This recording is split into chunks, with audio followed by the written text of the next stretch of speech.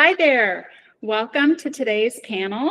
I'm author Essie Reed. My current book is The First Wives, and my upcoming, the second book to this series, The First Widows, comes out in March. I'm here today with a lovely group of panelists that are representing poetry small presses. Poetry is something that I don't write too much of myself, and so I was really excited for this panel today so I can learn more. There are so many fabulous poets out there, but sometimes it can be difficult to find places to sub your work or panel poetry magazines to read in. So this will be very exciting today. We're going to start with Kate from Red Hen. And if you could introduce yourself and your press, and that would be great. I'm Kate Gale. I'm the publisher, founder, and managing editor of Red Hen Press. We're in Los Angeles, and we publish 25 to 26 books a year, and of that, about a third of our list is poetry. We actually started off as a poetry press. We wanted to be a little like Copper Canyon, but we now publish about a third of our list as poetry. And we're very committed to poets, but it is a challenging marketplace and a challenging time to be publishing poetry right now. Partly because the funding for poetry has dried up. The Poetry Foundation is not funding publishing poetry presses. And so obviously the NEA and NEH have both gone away. And so, yeah, it's a very, very challenging time to continue publishing poetry. And yeah, so it is difficult, but we are continuing to do it. And what the ideal is to have a poet that sells, 3,000 to 5,000 copies, but a lot of poets only sell like 1,000 copies. And so you're always kind of working to get your poets out there doing events and podcasts and radio and that kind of thing. And yeah, so it is a challenging time that we live in terms of the poetry world. I'm not sure I completely answered that question. Right. My name is Ophelia Momet. I am the founder and editor-in-chief of Wildscape Literary Journal. So kind of the other side of the poetry publication, as opposed to Kate, who does the press. I do more the magazine side. We publish primarily poetry, but we do also publish art, flash fiction, and flash creative nonfiction. We are based in Cincinnati, Ohio / Northern Kentucky. We joke in Northern Kentucky and say we really are Cincinnati, even though we're different states, just a river that separates us. But yeah, we publish 4 issues a year. And again, like I said, primarily poetry. Hi, it's a pleasure to be here with everyone talking about poetry and publishing. I am here representing Tupelo Press and Tupelo Quarterly. We publish everything from innovative poetry to visual poetry, lyric essay, novels, memoirs, and hybrid texts.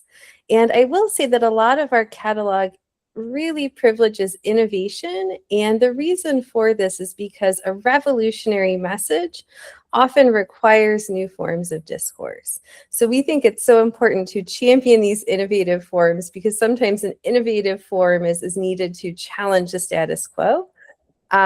We pride ourselves as well on building community around the texts that we publish. And this community ranges from everything from educational outreach through our manuscript conferences. We offer a monthly manuscript conference that walks poets through the basics of crafting a poetry collection, from sequencing to choosing titles and pitching publishers as well.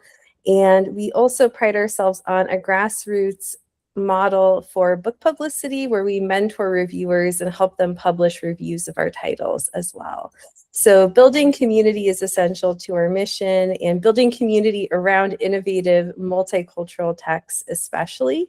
We also pride ourselves on the beauty of the editions that we publish. We love crafting books that celebrate the writing through the beauty and quality of the edition. Hi, my name's Tyler Hurula. My pronouns are she and they, and I am representing South Broadway Press out of Denver, Colorado. I'm an editor at South Broadway Press, and we've been around since 2018. We publish poetry, we have an online journal, as well as we publish print anthologies, as well as single author poetry books.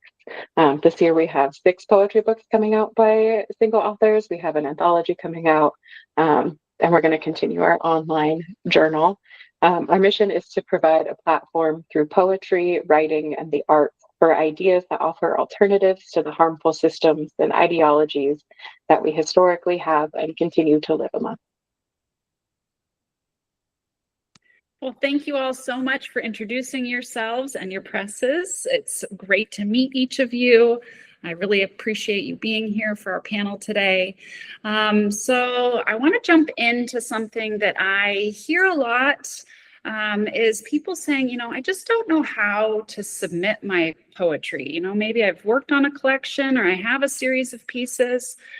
So if you could walk me through, what does it look like? How do you come across your authors? How do people submit their work for you to review it? And then maybe talk a little bit about your decision when you get those submissions. How long does it take if I send you something before I'm going to get an answer back that maybe I've been selected to be published by you? Kate, would you like to kick this question off?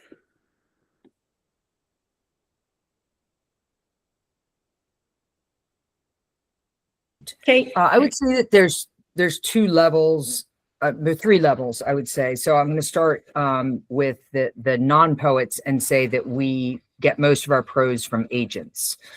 And that doesn't mean that you have to have an agent. So if you have a novel or a collection of essays or something and you think, I don't have an agent, I'd like to send it, you could. But we do end up getting a lot of stuff from agents. So that's piece 1. Piece 2, you could send it over submittable. But I would say that if you send something over submittable, it's still very much worth it to connect with someone who's connected with the press and send an email to either me or one of the other editors. Red Hen is very much a woman-led, queer-leaning press. Almost everybody at the press at this point is queer, and the editors are.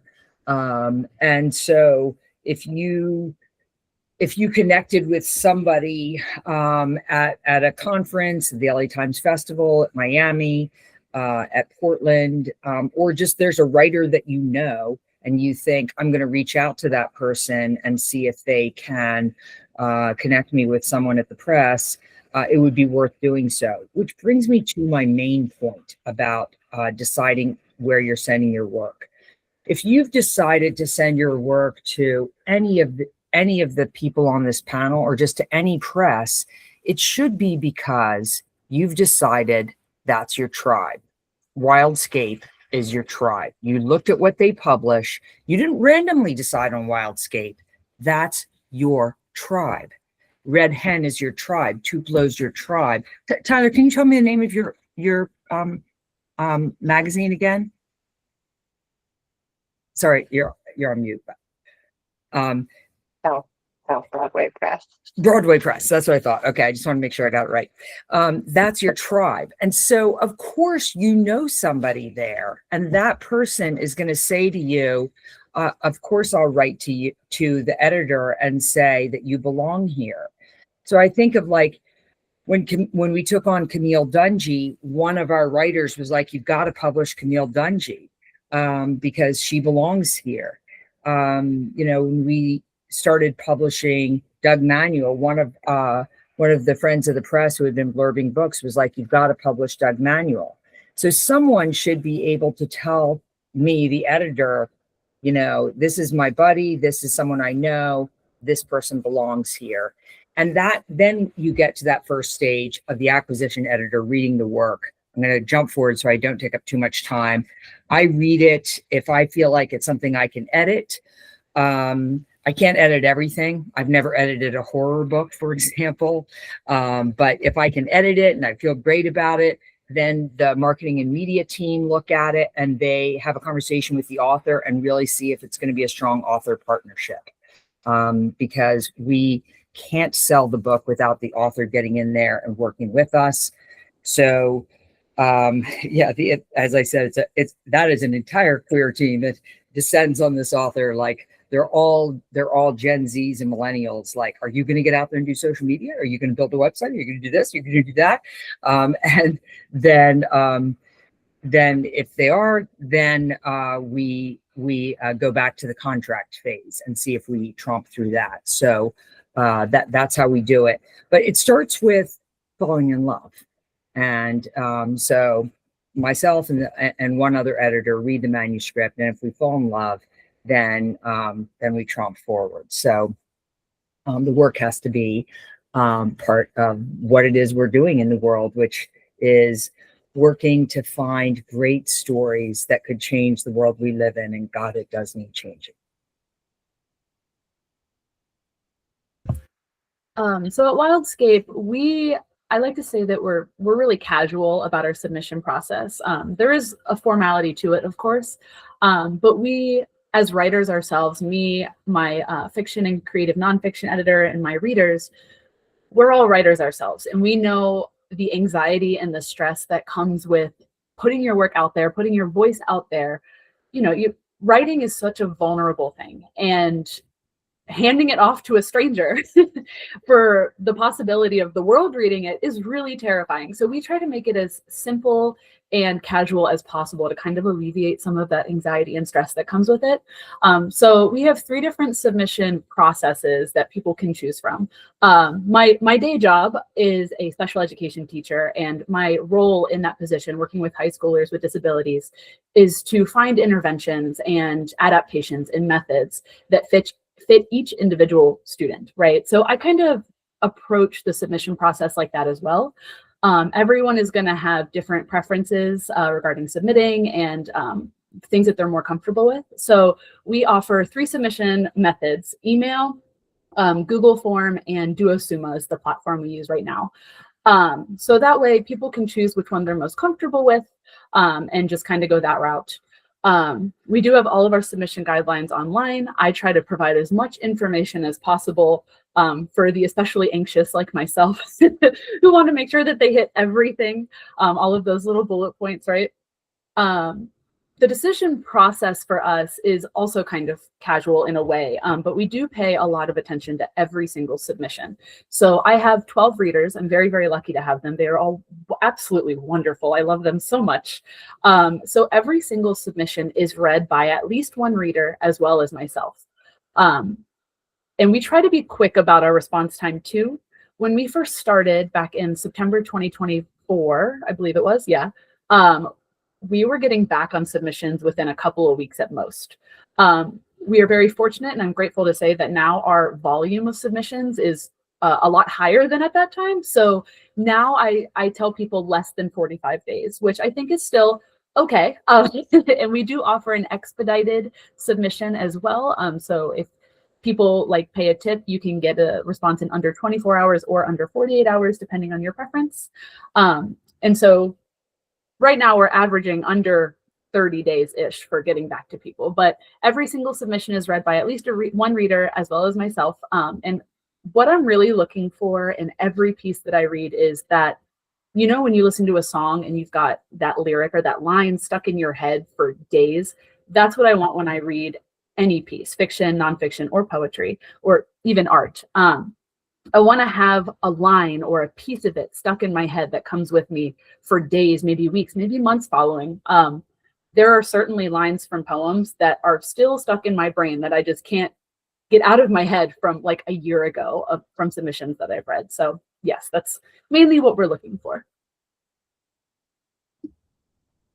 Great. Thank you so much, Ophelia. It's a pleasure to learn more about your publication. I will say at Tupelo, Most of our submissions come to us through juried contests, and there is a lot of mystique around how these work. So typically when someone submits to one of our juried contests, your work will first be read by a panel of preliminary readers. And the preliminary readers were something that I felt very strongly about when I became editor-in-chief. I felt like it was important not to just have the same 2 or 3 people reading every submission, but instead to bring many voices and perspectives into the editorial process. So our panel of preliminary readers is created to kind of represent artistic excellence across lines of difference. So yeah, I really appreciate the way that our panel of preliminary readers has pushed my aesthetic and pushed me to think about poetry in new ways. So typically your work will be read by a preliminary reader. They will assist us in deciding which manuscripts are honored as finalists and sent to the final judge, who will then make the selection of the winners. Sometimes, we will make offers to finalists as well. The whole process takes about 2 months. But in terms of how we make our decisions, one bit of advice I can offer for how to make your submission stand out is do something interesting with the space of the page. Because 90% of the poetry we receive is left margin first-person meditations.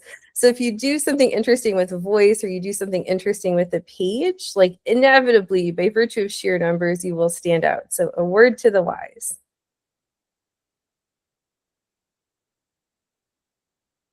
For South Broadway Press, all of our submissions go through our website, southbroadwaypress.org. And we have all of our guidelines listed out, and they're usually through a Google form.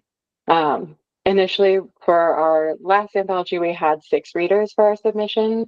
To Kristina's point, I think it's really important to have multiple people with multiple backgrounds be reading through all of these things, so we don't just get the same 2 people reading and like picking what they like. We like to have some diversity in there and find poems that a lot of people like.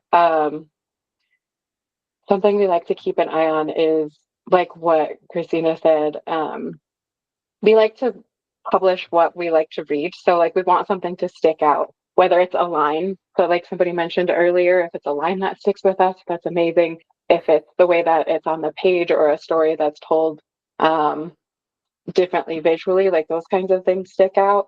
I also think it's really important, like based on the guidelines and like the themes of what we're looking for. A lot of our online journals do have themes. Like, does it fit the theme? Did you read the guidelines? Like, that's all really important too when we're looking for things. Does it fit the project we're working on? And our typical turnaround time, it depends on what it is. For our anthology and like our online journals, we can get back a lot faster because people are submitting packets of like 3 to 5 poems.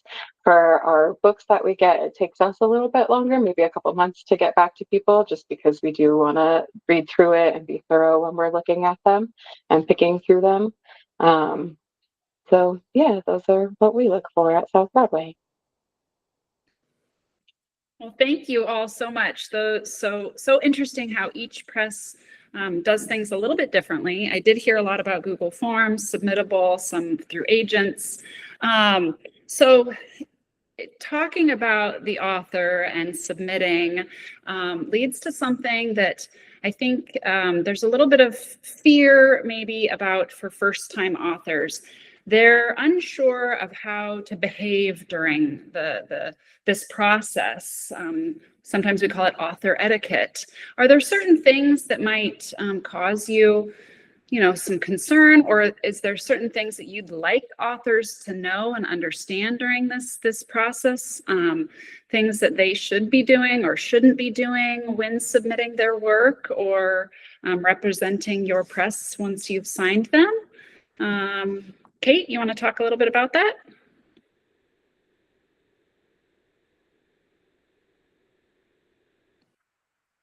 Kate, you gotta unmute. Unmute, yeah. So I like that we have a journal here because it is very important to send your work out to journals. When I was in my 20s and was sending out my first book, I'd send it out to a few places. And then finally someone kindly said, you need to get some work published first, wench.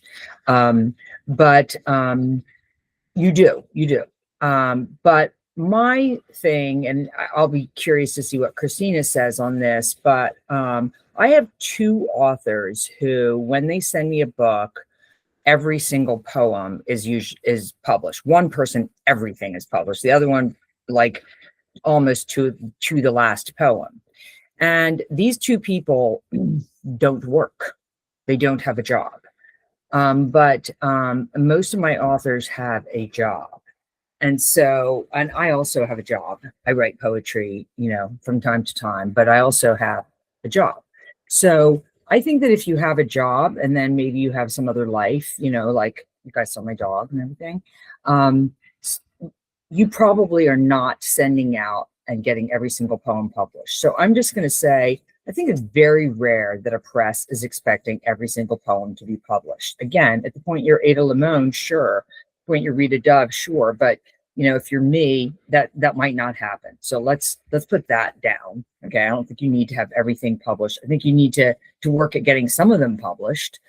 I also think, but okay, what everybody's been saying about sending the manuscript out so that it looks like a correct manuscript, absolutely. Just like your resume needs to be correct if you're going to get a job, and you would be, in a suit and so on. So when someone sends me a manuscript and it's sloppy, I'm barely going to even look at that, because it just means that they don't have their whole thing together. So the manuscript has to be correct. Absolutely. But every poem doesn't have to be published.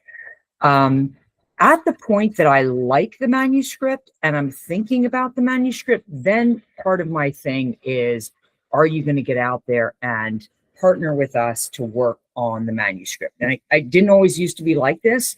I used to just assume poetry was barely going to sell. But now I know that if I work with the author, it could. So, I mean, we're a national press. We've got PGW distributing us. We're going to sales conference 4 times a year. I'm not going to do all this work if the author is just going to, nap. Not that they're, literally napping, but if they're just going to stay at home and think the book is going to sell itself. The story I like to tell is Billie Eilish thought her book was going to sell itself and it didn't. So you definitely are going to need to partner with us and work on this.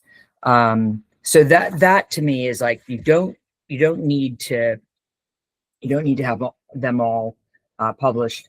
Things that can be challenging. If the author wants the contract written over and over, then that's not going to work, especially with a poet. So being difficult to work with, certainly isn't great. But asking how your manuscript is doing is okay. You could email and say, "You've had my manuscript for 3 months. Are you still looking at it?" And usually the person will email back and say, if it were me, I would just be like, "I'm drowning. I'm buried. I will get to it. It's okay that you've asked.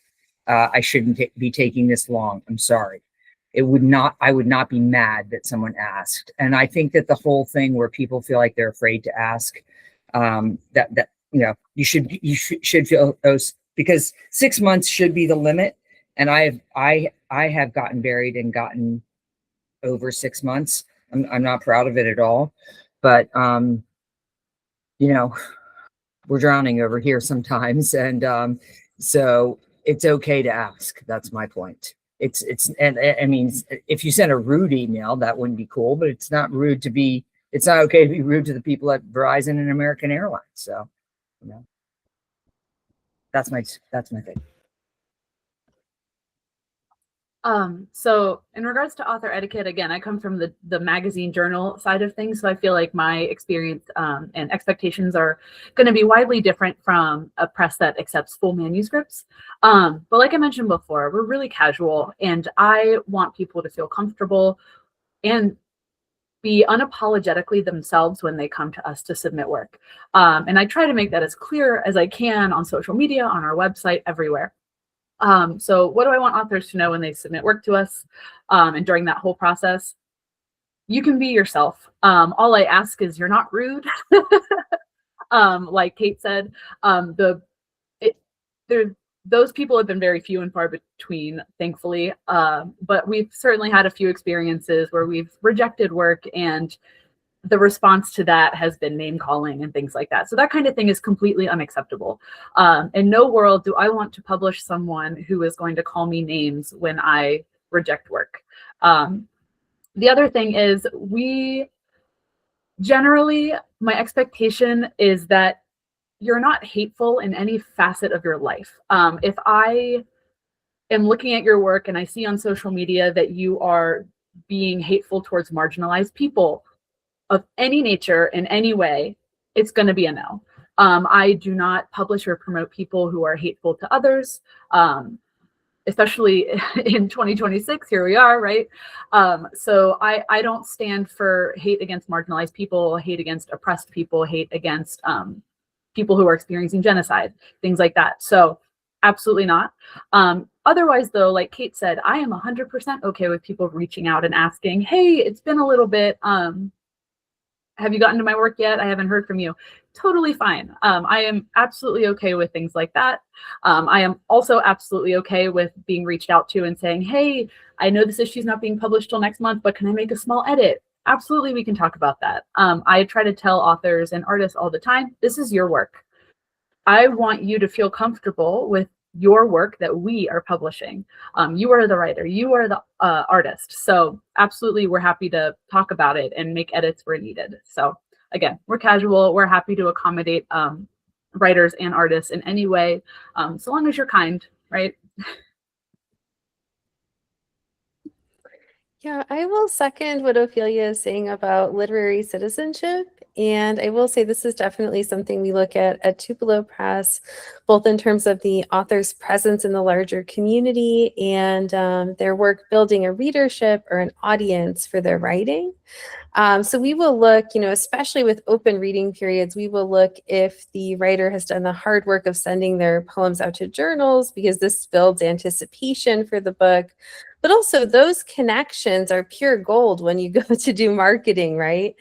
Journals love to brag about their contributors when they have a book. They love to run reviews of books by contributors. They love to interview contributors about their writing. So we love seeing that the author has done the hard work of networking and establishing connections that can be mobilized when their book is published. I will say that matters more for open reading periods because our juried contests are anonymous. This does come into play when we are deciding whether or not to make an offer to a finalist.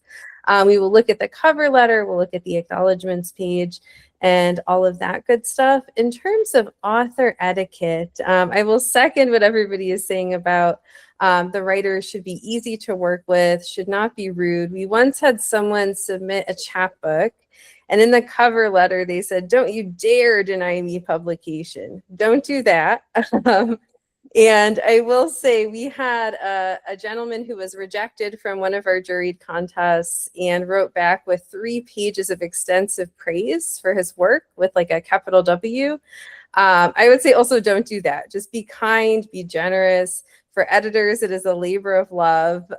So please, keep in mind that we do this, out of love for the written word. And, if you're rejected, submit again, because some of our prize winners, they won the prize on their 8th or 9th submission. One of our Dorset Prize winners, she won, she was a finalist 11 times before she won the prize. And so always resubmit. If you're a finalist or semi-finalist, take that as a huge compliment and know that you should definitely keep your manuscript in the running and in the conversation.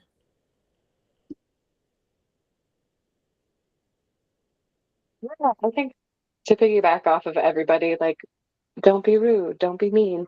A lot of us are volunteers, especially with a lot of the small presses. Like, I volunteer my time for this. I'm reading all of your poems. I'm not getting paid for it. So like, don't be mean to me. And just like keeping in mind, like, we're all going through like the same stuff too. And it's just important to be kind.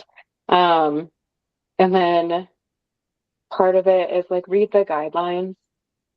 That's a huge part of the etiquette. Like, just triple check it, make sure you're doing everything that we're asking for. I would say, especially when we get a lot of submissions, one of the easiest ways to narrow it down is who didn't read the guidelines, who submitted a poem that was over 3 pages, or that's a really easy way to get yourself out of the running. And then also, to everybody's point, like, edit your work before you send it in. If like the grammar's inconsistent, or if it just isn't polished, like, it's going to be really hard when you're up against a lot of people that did edit. So I think that's really important too, and something that I have seen. And then no hateful content, like what everybody else is saying. Like, we don't put anything out that is hateful. That's just not what we want to read. That's not what we want to promote. So keeping that in mind is really important. And then one thing that did come up sometime is we accepted somebody for our online journal. And then they messaged us later and said that it got accepted somewhere else that they preferred, and asked us to take it down.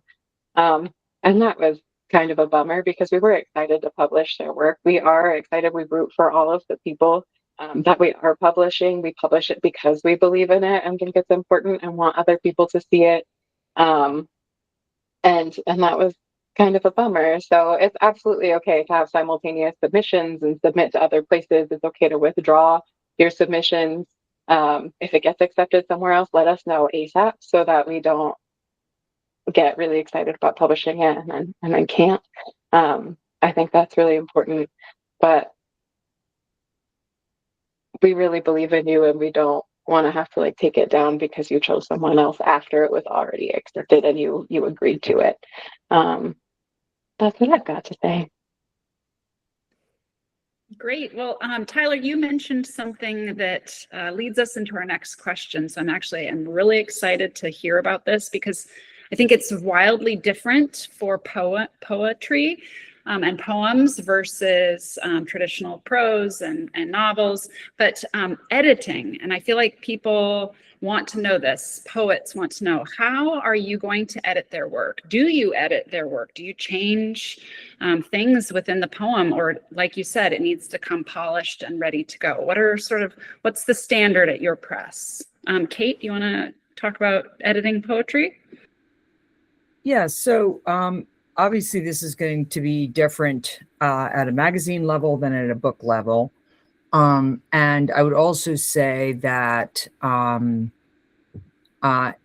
if you are thinking about what a press does well, it's interesting that Kristina talked about how much Tupelo cares about the boutique cover look of the books.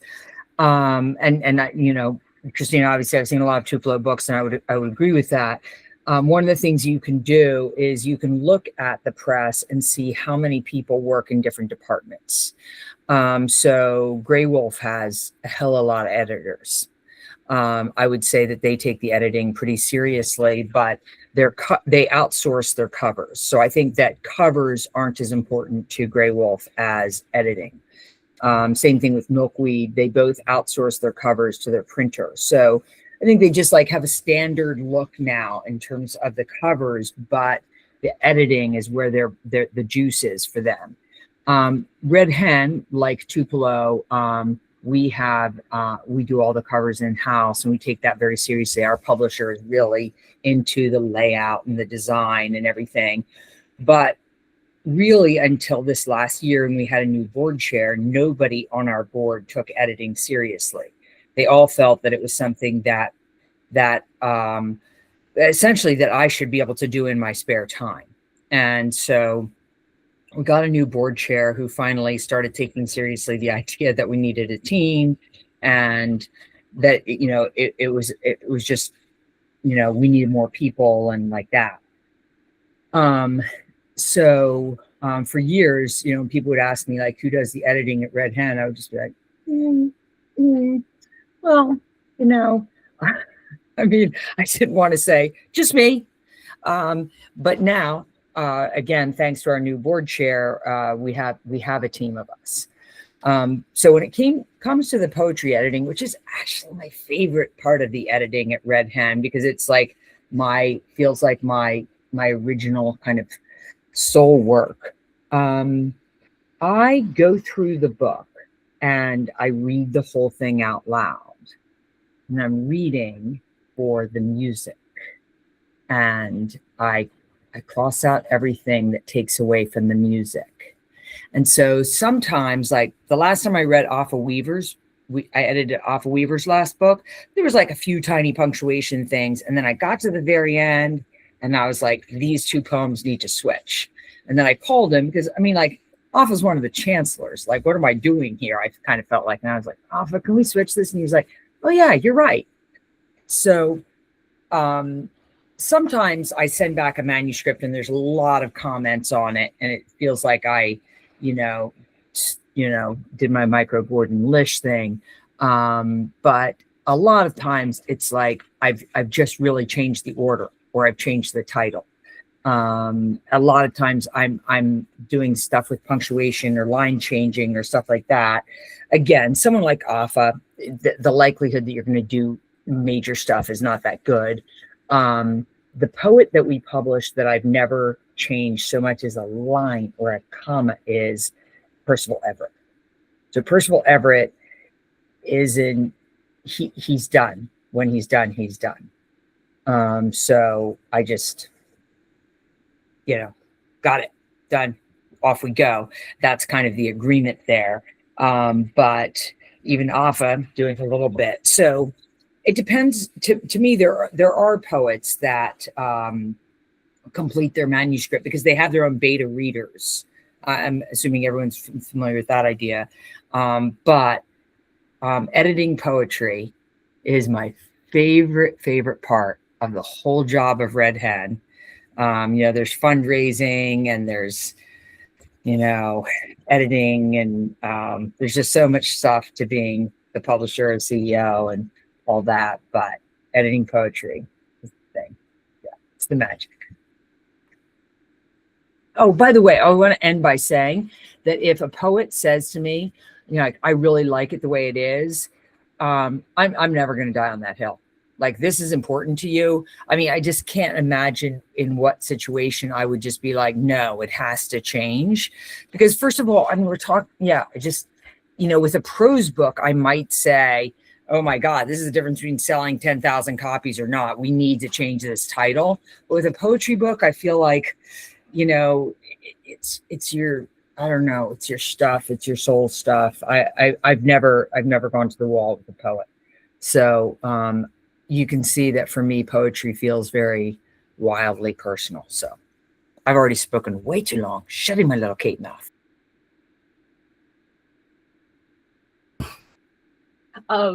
You're killing me, Kate.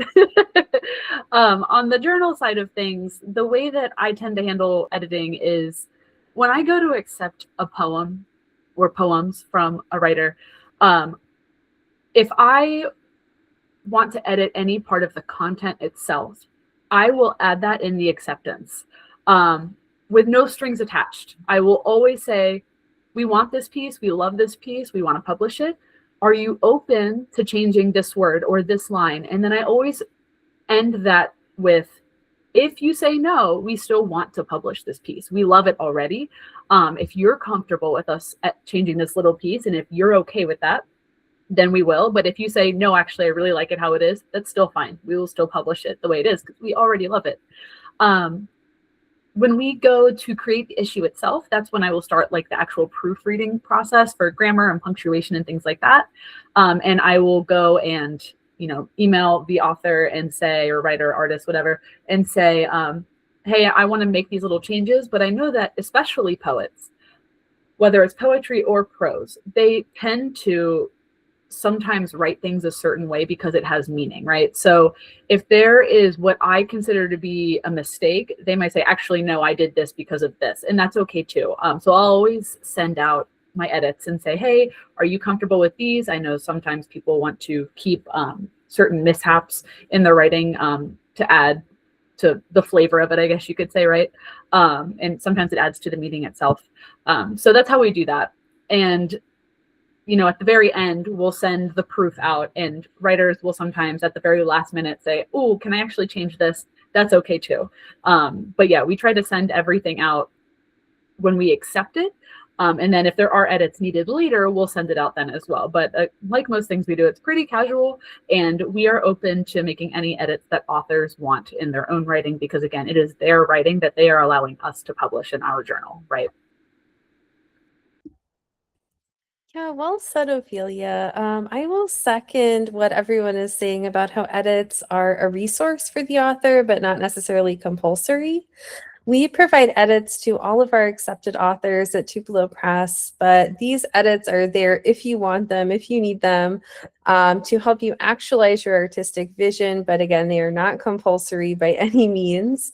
So editing for poetry and prose looks a little bit different at Tupelo, because with poetry, there's a lot more line by line analysis, a lot of very specific comments, like an image would be powerful here, or the title could do more work. There's a lot more line by line editing with the poetry. With our prose, we actually have a juried panel of prose reviewers, and they are award-winning writers. If you choose to submit to Tupelo, your work will be in very good hands. Wendy Chen is actually one of our prose editors, and she's got a book coming out with FSG, a novel that's newly published and doing very well. We have Tiffany Troy as one of our prose editors. She's an acclaimed translator and actually an editor at the Los Angeles Review as well. So we have some fabulous editors, and they often will provide like peer review reports or readers reports for our prose titles. And the questions that they will address often are like, you could elaborate more on this, or, this structural element isn't working. And oftentimes the peer reviewers will disagree. So you will get a lot of different perspectives on your work. And again, it's a resource for you as the writer, as the literary artist, and it's not compulsory. It's just there as something to help you actualize the project that you are already doing very, very well and very eloquently.